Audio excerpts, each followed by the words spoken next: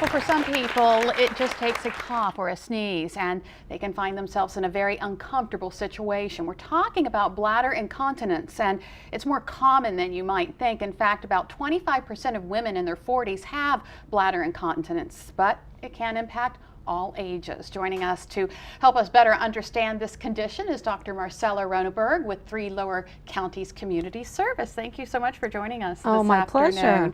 pleasure. For those people who aren't familiar with the condition, please just explain it to us. Well, it's like you said, sudden, uncontrollable leakage of urine. It can be a few drops, it can be a spurt, it can be actually complete emptying of your bladder, and you just can't control it. Right, and then this happens to both men and women, but we're concentrating on women today. Today, yes. Right, right.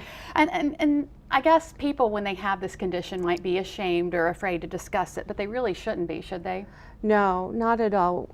It's very common, as you said, about 25% of women in their 40s, and this number will rise to 50% by age 65.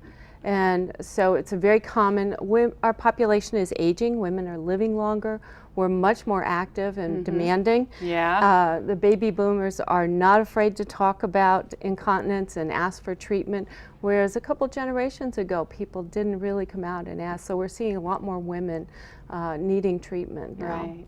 What causes the condition? Well, most people think about having babies as a cause, that they tear some of the supports under the bladder and begin having leakage. There are some genetic predispositions to this condition, and there's a lot of neurologic problems, things that injure the nerves related to other medical problems like diabetes, strokes, Parkinson's. Oh, really? All right. Now, there are different kinds of bladder incontinence, right? Right. The most common one that we think of is stress incontinence, and that's the one that most women begin experiencing in their 40s. And coughing, sneezing, running, jumping, those are usually the triggers, and people will leak a few drops or a spurt. The overactive bladder is the one that tends to increase as we get older, and the bladder will just suddenly contract or spasm and start to empty, so that you have a sudden urgency and frequency and trouble getting there on time. And some women can experience both. Right. And have a mixed pattern. Right. Now, when it comes to prevention, weight has a lot to do with it, right? Weight absolutely does.